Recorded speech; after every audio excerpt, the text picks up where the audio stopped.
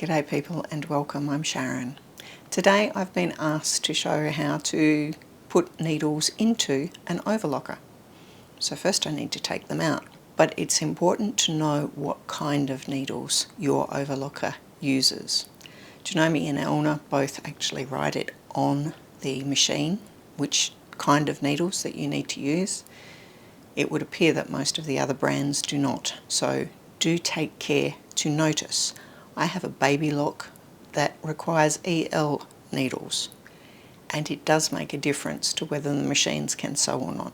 When you go to change your needles, put some fabric under the foot. The reason I do that is to stop the needles from falling down into the machine. I've currently got the threads still there. Needles last about 8 to 10 hours of sewing time. That's sewing time, not time in the machine. So if it's sitting there not doing anything, that's not time that counts. But it is important to change them regularly. Obviously, a lot of us just wait until they break, but that does cause damage to your fabric if your machine needles are old. If you're just changing the needles because of time, don't cut the thread off first. I'm going to do these one at a time. I'm going to do a quarter turn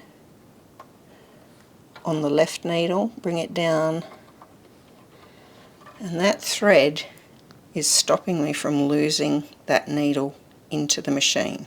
If I had a needle where the tip had broken off and that was why I was changing it, this piece of fabric becomes enormously important because it stops me from dropping all this down into the machine. So I can cut that off now and take the needle away. Taking my right needle out, I've already got that thread cut because sometimes the needle will have broken and you won't have a thread, so I'm going to hold that while I do quarter turn to the left, down and up. This is the screwdriver that I need to change needles on a Janome or Elna, and probably a lot of the other machines as well. It's just a little tiny screwdriver. This is what I need for my baby lock. It's a hex key. It pays to know what kind of thing you need in order to take needles in and out of your machine. I now want to put my needle back in. The needle has got a groove down the front of it and it's flat on the back. Some of the old machines have needles that are circular at the top, but they will always have a groove going down the front of them, and if you've got one with the circular top, the groove is what you're looking for, getting that straight down the front. In this particular case, I'm going to use my needle threader and put the needle in there. There is a flat part on the back and a rounded bit at the front so that I can get that in. I need to take the needle down, and you'll notice that I've actually taken that piece of fabric out because